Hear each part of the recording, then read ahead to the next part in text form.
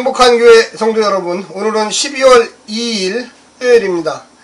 우리가 이 땅에 살면서 하나님의 놀라운 은혜와 능력을 경험하는 것은 하나님의 말씀에 순종할 때입니다. 만약에 불순종하고 하나님의 말에 거부하고 반대의 길로 갔을 때 하나님은 철저한 그거에 대한 대가를 치르게 하시고 심판하시고 하나님이 그동안 주셨던 복을 다 회수해 버린다는 것을 여러분 꼭 기억하십시오. 우리가 노력해서 되는 것이 아니라 하나님이 주신 것이죠. 우리 인생을 살면서 여러 가지 어려운 일, 또 기쁨의 일, 복 주시는 일, 참 기쁠 때는 너무 좋죠. 그런데 그 은혜가 하나님께 있음을 항상 명심해야만 하는 것입니다. 오늘날 성도들이 교만에 빠질 때가 많이 있습니다. 그럴 때 하나님은 어떻게 하실까요? 그 성도를 사랑하시기 때문에 회개하고 돌아오라고 명령하십니다. 하나님께서 주시는 복도 있지만 심판도 있다라는 것을 항상 생각하고 그 심판을 받을 때 하나님께서 나를 당신께 다시금 돌아오라고 기회를 주시는구나, 이렇게 좋은 감정으로 받아들여야만 하는 것입니다. 오늘 많은 성도들이 어려울 때 하나님을 만나고 체험하고 축복을 받고 참 잘 됐는데 막판에 잘못되는 경우도 드물지 않다는 것입니다. 우리가 오늘날의 물질 문명과 또 세상에 주는 유익과 환락에 빠져서 하나님의 은혜를 잊어버리고 경거망동하고 주의 말씀을 벗어나는 행동을 하지 말아야만 할 것입니다. 오늘 본문이 바로 그와 같은 본문입니다. 오늘 매일 성경 역대하 24장 17절부터 27절까지를 성우들이 읽어주고 다시금 돌아오겠습니다. 여호야다가 죽은 후에 유다 방백들이 와서 왕에게 절하매 왕이 그들의 말을 듣고 그의 조상들의 하나님 여호와의 전을 버리고 아세라 목상과 우상을 섬겼으므로 그 죄로 말미암아 진노가 유다와 예루살렘에 임하니라.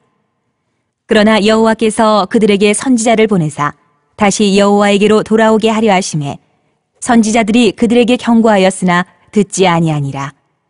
이에 하나님의 영이 제사장 여호야다의 아들 스가랴를 감동시키심에 그가 백성 앞에 높이 서서 그들에게 이르되 하나님이 이같이 말씀하시기를 너희가 어찌하여 여호와의 명령을 거역하여 스스로 형통하지 못하게 하느냐 하셨나니 너희가 여호와를 버렸으므로 여호와께서도 너희를 버리셨느니라. 하나 무리가 함께 꾀하고 왕의 명령을 따라 그를 여호와의 전 뜰 안에서 돌로 쳐 죽였더라.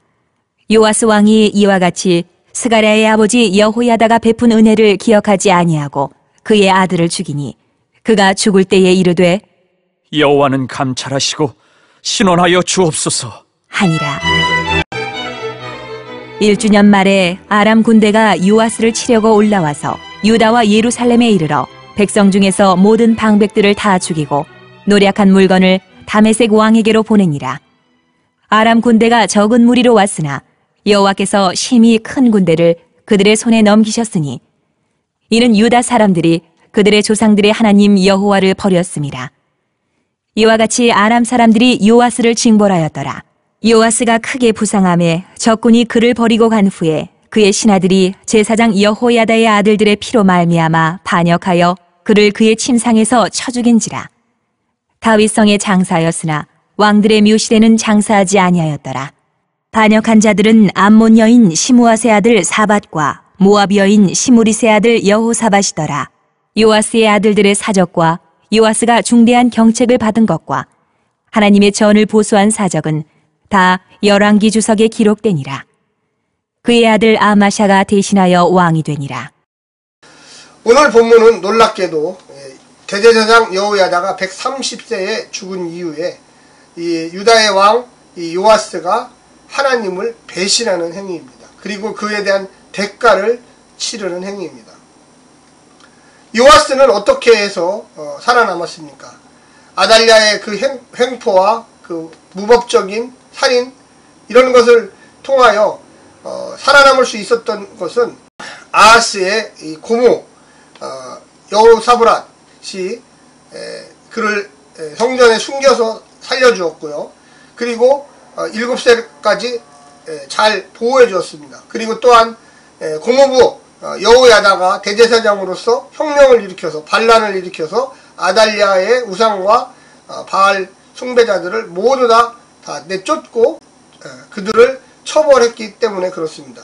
이후에 이 여호야다 제사장이 살아있을 동안에는 성전개혁도 하고 종교개혁도 하고 온 백성들을 오직 야훼 신앙으로 이끌었습니다. 그런데 오늘 본문의 17절에 여호야다가 죽은 후에 유다 방백들이 와서 왕에게 절하매 왕이 그들의 말을 듣고, 이들은 아마도 다신론자들입니다. 야훼도 섬기지만 몰래 바알도 섬기고 있었던 사람들이에요. 여호야다 제사장이 너무 엄격하게 하니까 야훼 신앙만 섬기는 것처럼 숨기고 있었다가 21절에 보면 무리가 함께 꾀하고 왕의 명령을 따라 그를 여호와의 전뜰에서 돌로 쳐 죽였더라. 이 여호야다 제사장의 아들이 스가랴입니다. 스가랴. 근데 이 스가랴는 사실은 거의 어떻게 보면 이 요아스보다 나이가 좀 많던지 거의 나이가 비슷할 거예요. 그런데 이 스가랴로 말미암은 요아스가 7세에 왕이 될 때에 같이 협력해서 군사 반란에 협력하고 대제사장이었던 이 여호야다의 아들이었기 때문에 이 스가랴도 제사장이었어요. 그래서 같이 기름을 붓고 같이 면류관을 씌우고 같이 왕의 거사에 참여했던 어떻게 보면 혁명 공신이에요. 그런데 일부 방백들의 이 다신론자들, 이 우상숭배자들, 이들의 방백들의 꾀임에 넣어가지고 첫 번째 선지자들이 와서 요아스 왕이여, 당신은 왜 야훼 신앙을 버렸습니까? 당신 옆에 있는 그 악한 방백들을 다 떠나게 하십시오. 안 들었어요.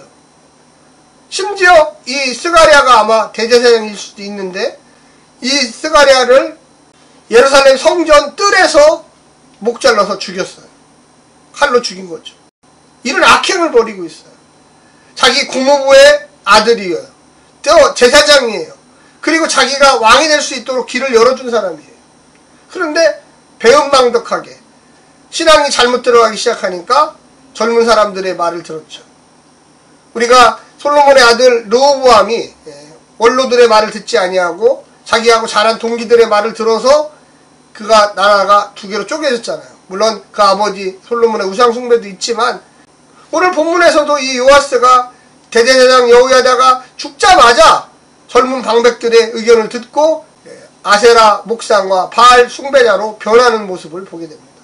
그리고 자기의 고모부의 아들이죠. 그리고 거기다 충고하는 선지자죠. 거기다가 그런 사람을 목 졸라서 목을 쳐서 죽게 만드는 사람이 되었습니다.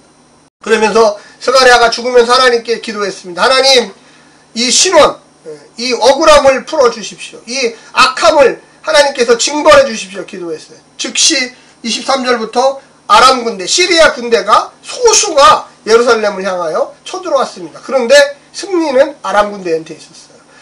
군사력에 훨씬 더 이 유다 군인들이 많았어요. 그런데 여러분 생각해 보십시오. 하나님이 숫자에 연연하시는 분이니까 누구 편을 들어주느냐에 따라서 그 전쟁이 끝납니다. 이때 왔던 사람의 왕이 하사엘이라는 사람인데 벤하닷 2세의 장군으로 있다가 혁명을 일으켜가지고 그 벤하닷 2세를 죽이고 왕이 된 사람입니다. 그런데 이 사람이 와가지고 전쟁을 하자마자 아주 크게 승리했어요. 그리고 유다의 왕 요아스는 살기 위해서 온갖 성전에 있는 이 금방패, 금그릇 이런 것들을 다 뇌물로 주고서 자기는 크게 다쳐가지고 질질질 끌려서 이제 그냥 놔둬도 하사엘 아람의 왕이 볼 때 그냥 놔둬도 저거 죽는다. 야 가자. 우리 많은 전리품을 가지고 돌아갔습니다. 그럴 때 요아스의 군사 지도자들이 그 모습을 보고 이것은 하나님의 심판이다. 그리고 그 밑에 있던 요아스의 부하들이 침상에서 칼로 이 요아스를 죽였습니다. 여러분, 우리가 오늘 본문을 보면서 무슨 생각이 듭니까? 여호야다 제사장이 살아있을 때 이스라엘을 야훼 신앙을 굳건히 시켰어요. 그리고 거기에 이 요아스도 순종했어요. 그런데 여호야다가 죽자마자 완전히 이 다른 영적인 것들이 나타나기 시작해서 이 요아스의 마음을 딱 부여잡는 거예요. 전쟁에 졌죠. 부하들에게 반란에 살인을 당했죠. 하나님의 제사장 스가랴를 또 처참하게 목 잘라서 성전에서 죽였어요. 여호야다 제사장은 반란을 일으킬 때도 성전에서 이 아달랴와 아달랴의 그 따르는 자들을 죽이지 마라. 끌고내서 성전은 거룩한 곳이니 피를 흘리면 안 된다. 요아스는 어떤 결과를 가져왔습니까? 우리가 이런 거 하나하나를 잘 생각해야 합니다. 그냥 이야기가 아니라 이 속에 우리의 삶에 어떤 식으로 하나님을 대하고 어떤 식으로 하나님께 나아가야지만 이야기가 잘 되어 있습니다.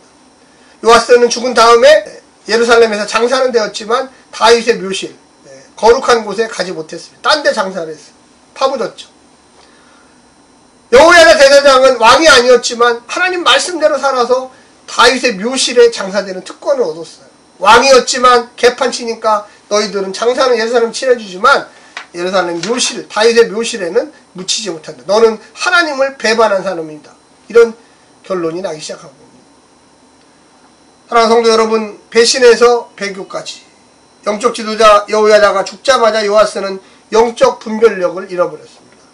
그래서 누구에게 의탁하는 신앙 참 좋지요, 처음에는. 그런데 자기 자신이 하나님을 영접해야 돼요. 아니, 여호야다 제사장이 130세까지 살면서 그렇게 철저하게 야훼 신앙을 주장했는데 어떻게 돌아가시자마자 마음이 바뀌어요. 판단력이 없었던 거예요.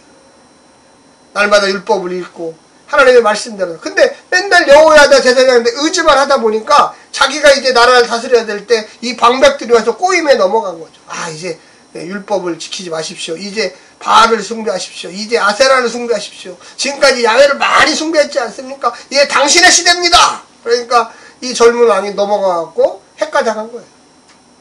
그래서 신앙을 버렸어요. 그리고 인간적으로는 여호야다를 배신했어요. 자기를 왕 만들어준, 자기를 위하여 목숨을 바친. 두 번째는 배은망덕한 살인이죠. 스가랴가 누굽니까? 여호야다 제사장의 아들이에요. 그도 제사장이에요. 그는 그리고 하나님의 말씀을 전한 거예요. 요아스가 싫어서 그런 게 아니라 하나님의 가서 너는 이렇게 전하라. 성령의 충만함을 받아서 가서 정하는 거예요. 그런데 그것을 단지 자기에게 쓴 말을, 듣기 싫은 말을 했다는 이유로 젊은 방백들의 게임에 넘어가서 그를 성전에서 목졸라 또 목베어 죽입니다. 그는 옳은 것이 아니죠. 정말로 이런 배은망덕한 경우가 없습니다. 그래서 하나님이 그거에 대한 신원은 이 스가랴의 기도에 직접 응답하셨습니다. 여러분, 반역은요 꼭 반역으로 끝납니다. 원수지음은 바로 원수지음으로 끝납니다. 증오는 증오로 끝나요. 사랑은 사랑으로 끝나요. 하나님을 반역했죠. 그럴 때 자기 부하들이 자기를 배신해서 부상당하고 있는 이 요아스를 칼로 찔러서 죽이는 그런 악행을 봅니다. 사랑하는 성도 여러분, 우리가 왜 하나님에게 있어야 됩니까? 하나님은 복만 주십니까? 아니요. 하나님은 심판도 하세요. 벌도 주세요. 왜? 돌아오라고. 하나님의 선지자들을 보내잖아요. 오늘날에 저 같은 말씀을 전하는 설교자를 통해서 또 많은 성경을 통해서 읽으면서 깨닫고 들으면서 깨닫고 아, 이것이 잘못됐구나. 하나님께 돌아가야 되는구나. 이런 마음을 가져야 돼요. 회개의 마음을 가져야 돼요. 그렇지 않으면 우리가 늘 고민과 방탕을 하게 됩니다. 사랑하는 성도 여러분, 오늘도 힘내시고요. 하나님의 말씀의 무서움을 깨달으시기를 간절히 부탁드립니다. 샬롬.